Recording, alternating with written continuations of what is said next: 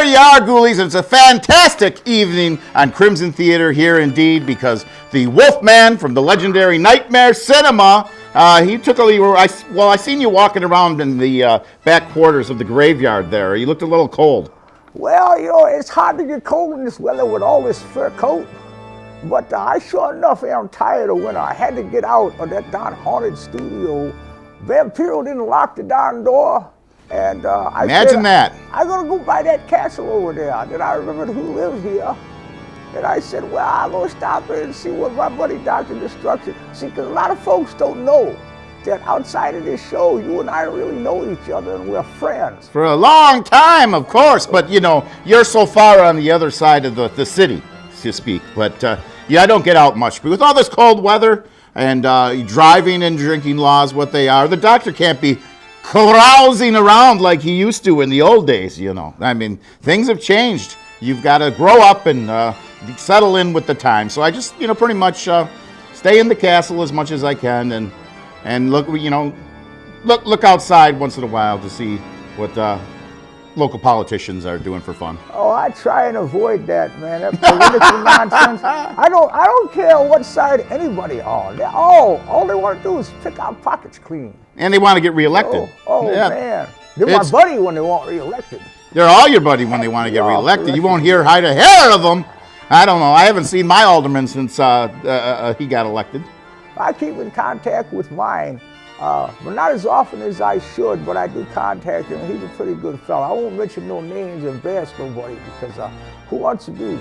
Oh, no, we like to, the aldermen, we just like to have fun with them. We don't really mean it. They're putting a lot of extra time and effort into, what they're doing. And some of them have different opinions. And sometimes, like every politician, they do something funny that looks goofy to us. But we don't really know. And I think really, in all fairness, for as much as fun we had with Kenosha aldermen, you got to admit, people don't pay attention to the agendas in the council meetings, and they don't go to nothing. And then once something gets passed, because nobody bothered to pay attention, there you go. I mean, did you watch the council meeting, or did you watch the rerun of Walking Dead? I mean, that's that simple.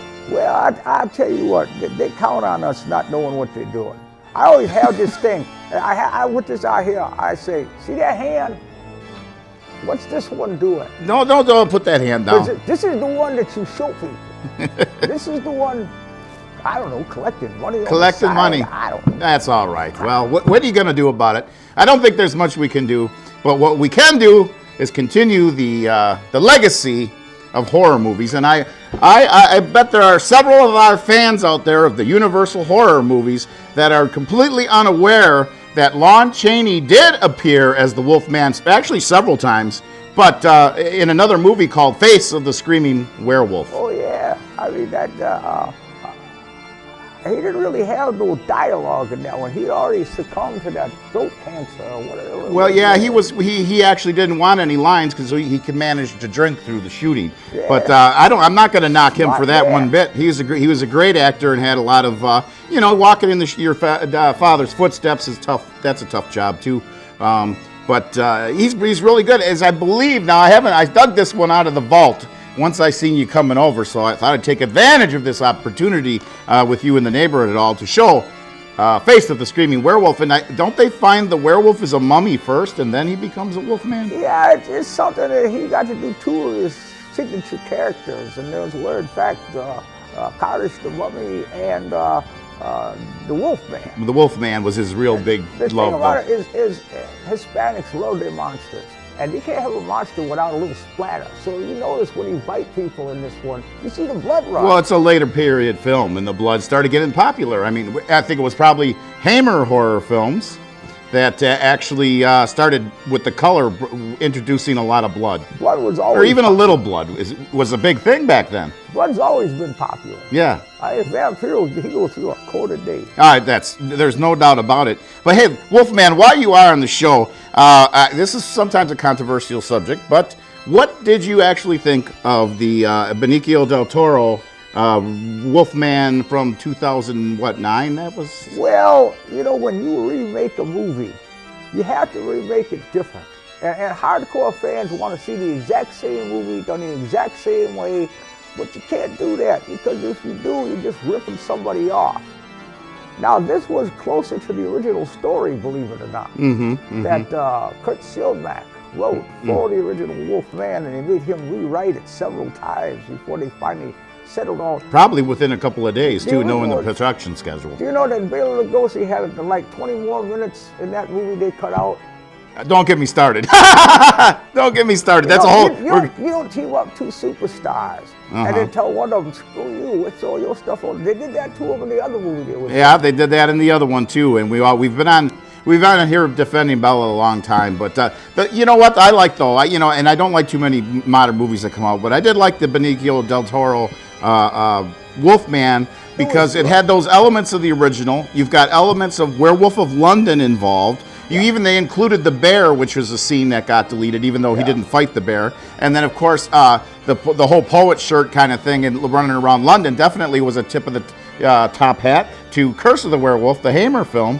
And I thought I think it wouldn't be a spoiler now to say there are two Wolfmen in the Wolfman movie at this point. They kind of got that from the movie Wolf. So it's you said ripped off, I'll say borrowed, but I think that was cleverly done. I think to make it for a modern film to hold up to audiences, and of course, anything with the Danny Elfman score is a score for me. But I've been really a fan of that movie. I do like that. I do not have a copy of that. It seems, I had a copy of it. I also had a copy of Van Helsing, which is another story. Yeah, that's another story. And I lent them to a friend who had a little female difficulty with his wife, and she got my movies. Oh, there you go. Whoa, boy, I tell you that. You just drove the hearse off the cliff. But we're going to be coming back here. We're going to get you started now with the Face of the Screaming Werewolf. I do love Mexican horror movies. Now, I had a fan write me. They really want me to show some Italian horror flicks, but we'll get around to those. I'll have to do a stream. I know I haven't done too many of those, and those are very popular as well. But here it is, Face of the Screaming Werewolf on Dr. Destruction's Crimson Theater. It's always Christmas. Well, it's why is it Christmas theater in the middle of March? I don't know. That's when it's so hard for a Hungarian to pronounce all this dialogue. Look at that. Could you read that teleprompter that fast? Full of teeth like this. You can't get the word horror out. Sometimes we bring these things upon ourselves. So get right into the movies. It's your typical kind of horror movie, something very different here as we present Lon Chaney as the Wolfman, which is, I think, the only way legitimately we can do that. But just about. Now, I have to, the other thing that I thought was I've never seen it, only heard about it, is the episode of Route 66 where they got Chaney back in the Wolfman makeup, but even more impressively, Karloff, at a very older Karloff in Frankenstein makeup again, and then Peter Lorre, they threw him because I think they threw in Peter Lorre because the Bela Lugosi was dead. The name of that episode is Owlet's Wing and Lizard Tail.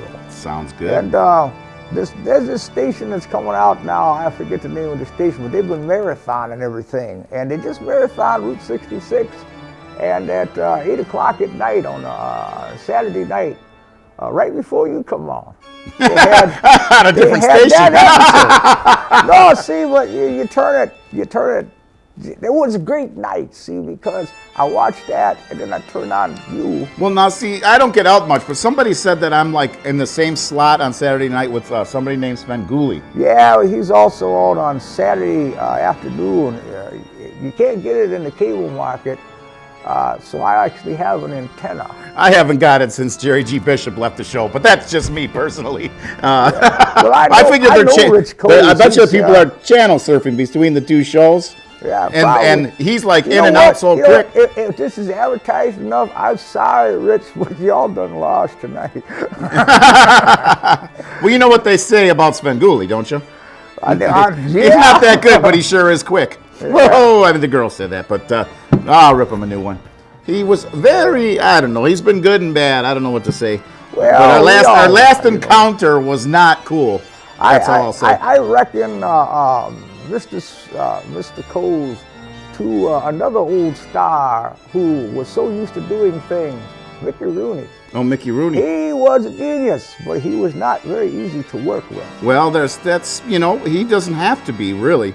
I mean, No, that's if you're doing somewhere and you're doing a performance and you're sitting at a table to greet fans, that's one thing. If you're just working or doing, just having a day at the gas station, well, that's another. It didn't matter what Mickey Rooney appeared in; he owned it. No, he It owned was it. that simple. Well, come on, he's Mickey Rooney. Mickey Rooney. You gotta love Mickey Y'all Rooney. wish you were Mickey Rooney. Y'all wish you had Mickey Rooney. I don't think I wish it was him now. He's dead.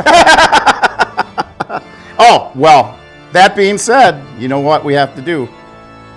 Live long and prosper. We lost Leonard Nimoy. Yeah, that just goes to prove to you that in the end, everybody wears a red shirt. That's very interesting. It's like that. I saw there was a breakthrough in science that said that they found out that 100% of everybody that drinks water died. Yeah, I heard that. 100% of everybody who eats health food dies, too. It's all relative, man. Now, what? I've always wondered what. Now, we know Vampiro, the legendary Vampiro. We know him. Couldn't get by. We love Vampiro. But we know he goes through a lot of blood. Yeah. What's on the supper table usually over at the Wolfman residence? Oh, it depends. When the moon's full, it's things probably you wouldn't want to palate too much. But I eat different things. It's like I like a good cheeseburger. Somebody else I know likes a good cheeseburger, a good bowl of chili too. Okay. And if you're ever around this fella and you cooking egg rolls, you better cook a lot extra because he likes your darn things, man. Woo! You like the egg rolls? Don't they get you a little gas up there? Every time he come over, when we weren't, we were in our regular personas, and it's a couple of years back, and old Doc, he come over to visit me, and I was making egg rolls. You should have seen his eyes light up, man. He ate like 3 or 4, and I gave him a couple to take home. Yeah, it was a good day, man. That was a good day, the egg roll day. It don't not cost you nothing to be nice. Nice. It costs you a lot to be a moron. Yeah, that'll cost you. You know what I mean? We're seeing a lot of that in local politics. And, don't be a chucklehead, y'all. Kane West what's his name? He's another one. Yeah, that guy's... We got to reach out to the masses. Horror movies are the way to go. You got Lon Chaney Jr. The whole Chaney experience is absolutely extraordinary, considering the father is raised by mute parents, then becomes one of the biggest silent movie stars of all time, and then gets throat cancer and dies at the brink of talkies coming on. And then Lon Jr. comes along, which I heard that Lon Jr. was born in a cabin in the wintertime, stillborn, and the father took the baby and submersed him into water and revived him and brought him to life. River, an icy cold river that shocked the baby to life. Nowadays, they probably have other methods, because they every time a baby's born, they do this resuscitation. Doesn't matter if they come out crying or not. They make sure that baby's breathing well. That's good. Well, they didn't do that back then. So if the baby come out didn't breathing, sometimes, not all the time, sometimes they'll go ahead and bury a live baby. And that was by accident, I hope. Yeah, because they thought the baby was dead, not breathing. Well, now I have to make the call out there. Now that I'm getting to the ripe old age of 530, I'm starting to think about children and having some children. So I'm putting the call out there. I'm looking for a rich woman, ages between 25 and 35 should be good, that loves monster movies and wants to have my children. Anybody out there? I'm going to suggest friends for you. I'm going to suggest a couple friends for you, man. Oh, now I'm getting scared, though. I don't know. I do like girls that shave their legs, just so you know, okay? Well, they shave them. Nah, they shave, yeah. If it's furry, I start to worry. Anyway, you get right back into the movie now. Curse, Fear of the Screaming Werewolf on Dr. Destruction's Christmas Theater. I just did it again. Yeah, well, it's Christmas for the fans, man, because this ain't going to happen for a while again now, yeah? It will happen again, though. It's got to happen. Oh, yeah, you're going to show up on my show sooner or later, too. So all right. Now you owe me one. Get back to the horrifying melodrama, Curse of the Screaming Werewolf. A lot of fun. I really enjoy seeing Lon Chaney again as the Wolfman. And, always a good time. Always a good time. And, you got to think, I think it was late 50s, early 60s, for black and white Gothic horror, the Italians and Mexicans were really the ones that were cranking that stuff out, going back to the old school. Yeah, you know? it's because they knew what the people wanted. Mm-hmm. That was the thing. And, you know, the fellow Paul Nashi that played the werewolf a lot in Spain and France, and he was as popular there as Lon Chaney Jr. was here. Right. You know, so they loved their monsters. They knew what He to played do. all the roles too, didn't he? He did did. Frankenstein. I know he did Dracula. Dracula, Frankenstein, Mr. Hyde, zombies. Yeah. Yeah, very good actor too. We showed some of those on there. I guess that's what they mean by Italian horror. Mario Bava's always a favorite too, you know. Yeah. Black Sunday, all the rest. Yeah. Well, we're getting around. You're going to go to Kenosha Expo this year? It depends, you know, because when the moon's not full and during the day, I have some obligations that I have to take care of. So I'm not usually available during the day, but this chance I could get out. I don't get invited much. Expo was today, so you still got a chance tomorrow if you're going to go to Kenosha Expo. Yeah, I mean, I put out a good show, and they still want me to pay to get in. That's what I hear too. Anyway, I looked at my schedule though, and for tomorrow's Kenosha Expo, I have already penned in. I'm buying some Q-tips tomorrow, and I'm really looking forward to this. So I think I'll have to pass on Kenosha Expo this year. Yeah, I got to go to Dollar Tree. Mm-hmm. That's where in this economy, on my budget, I shop. The Dollar Tree, man. Yeah, the Dollar Tree. Yep, hey, they get some good Halloween stuff when the time comes along over there. Yeah, good stuff for props, the skeleton, things like that. You know, we work here out of our pockets. It's tough work, but you know what? I got an announcement. Big announcement. Believe it or not, the 31st annual Dorian Gray Art Show is going to occur, and I said the last one was going to be the last one, I think, for the last 20 times. But in any case, it's going to be out at the Mosquito Gallery, and that's going to be on April 18th. And my band, Roosevelt Dolls, and a mellower band of some kind. They haven't released the name yet. But we're looking for entries. It's actually a contest this time where you can do the work. You do a work, and there's a $200 prize for the winner. So that makes it a little bit more fun. So we're looking for artists out there, as always, for the Dorian Gray Art Show. And I called up some of the older people that I knew, but you know, with the body painting craze, and everybody's getting more successful at their endeavors now. At the time, the Dorian Gray Art Show was the only thing going on with that around town. Now that's changed. You know, it just seems like, man, you don't know where the years go. They go by. And they're gone, man. I'll tell you all, 30 years turns out to be more like the blink of an eye. One day you wake up and you say, holy mackerel. You've seen a lot of stuff come and go. Oh, man. There's something, you know, I watch television that I used to watch when I was a kid. You know, the old Superman. Yeah. Can you see the people like that? Oh, I wish Superman get here. And then kids nowadays are watching this saying, well, that's so stupid. Why don't they just text him? They don't know life without text and then the cell phone. It's only a few under 150 years that we've had electricity. Now we can't live without it. So think about mankind lived without electricity for all those years. Yeah, and now you go somewhere, and you know, my band's been playing a lot of gigs. So we're playing at some of these places, and some of the places they're very engaged with the band. Some of the places that pay us the most money to play, the people are either staring at the TV screen, or they're sitting there next to each other with their friends, all texting or playing games on their phones now. Whatever. It's a different time. And they text each other. Yeah. What happened to the art of conversation? No one knows how to have a conversation You talk anymore. to somebody in a bar, and right away they think you're trying to pick them up. You know, come on, man. I've been there. Don't be chuckleheads. I mean, and these days it don't matter. It don't matter where you are. You know, people learn how to talk, learn how to write. Holy mackerel. Yeah. Well, I think cursive is gone in the school system. But don't get me started on the school system. Now. Well, I look at it this way, man. We hang in there another 20 years, and we can work for the Smithsonian, decipher cursive letters.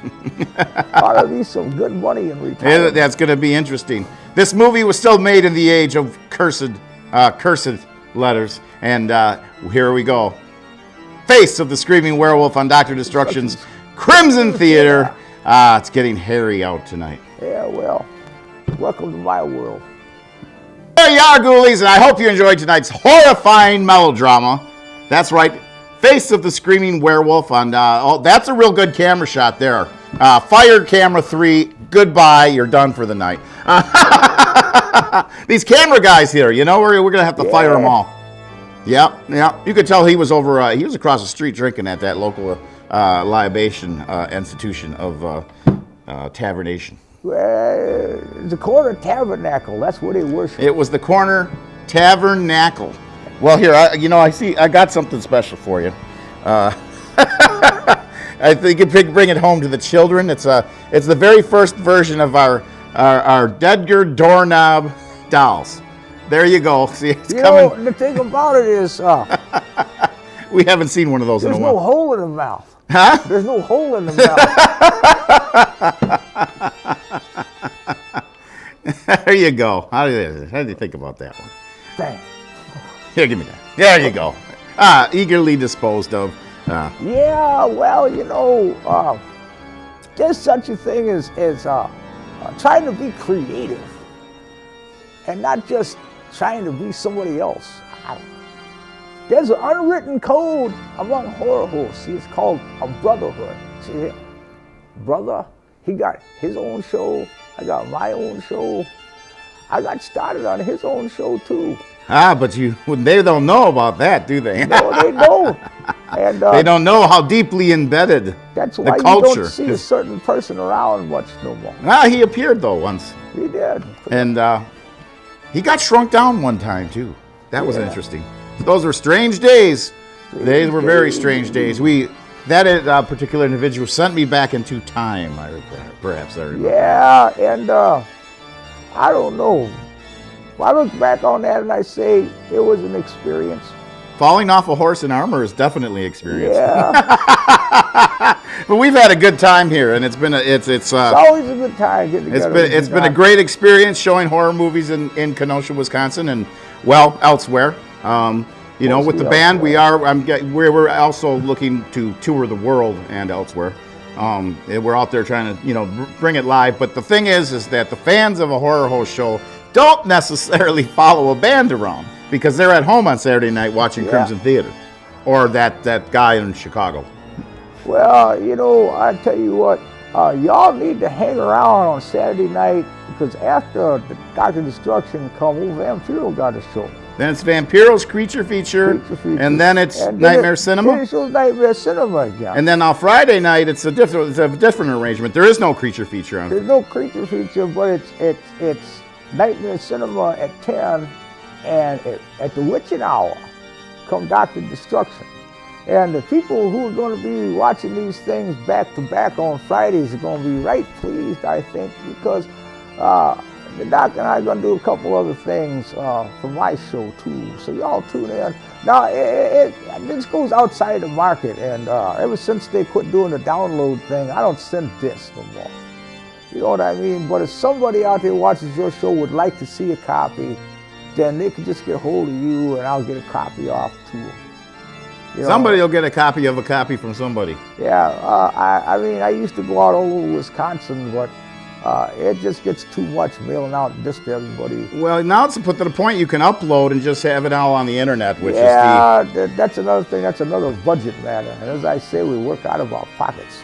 Right. I hear you. But that is my goal, ghoulies, and I promise this, that before I depart and go into the next dimension with Spock, my plan is to download every single episode of Crimson Theater. I mean, there's been various eras through the years. Of course, there was the Tepich era, or there was Persephone era, and there was the Igor area, which was lengthy, and Sor Johnson, and many personalities that came through. And then we are working diligently to bring you the best of Dedgar. He did his best work when he was on this show. A funny thing to think about, ain't it? I'm laughing. It sometimes looks easier when you're not putting the whole thing together. It's like while you're doing your show, we're doing my show too. See, and it's double the work. It's not half as easy. It's twice the work. But you know what? We do it because we love it. We You don't do it because you love it. There, you got We don't do it to. because we think we have to go do a new show. Well, you know, I don't like to let down the audience. You know, I like to that's keep it, a new man. movie. And then, of Yeah. course, you never know when Anthony or another politician or whoever is going to, you know, text a illegal body part to someone and make the news. So, you know, something funny I happens. hate when they do that. You know, if we put on a rerun, we wouldn't be current. It's still going to be old news by the time you see this, but about the passing of Leonard Nimoy, which is, you know, that's kind of embedded it ever since I grew up. I knew who Spock was. Yeah. I watched Star Trek when it was on its original time slot on NBC. Oh, so yeah. I believe Yeah. it was NBC, wasn't it? Yeah, you know what was opposite it? You remember what was opposite No. Star Trek? Lost in Space. No, that couldn't have been. I thought Lost in Space got buried by Batman. Lost in Space, they changed it, but for a while it was on opposite Star Trek.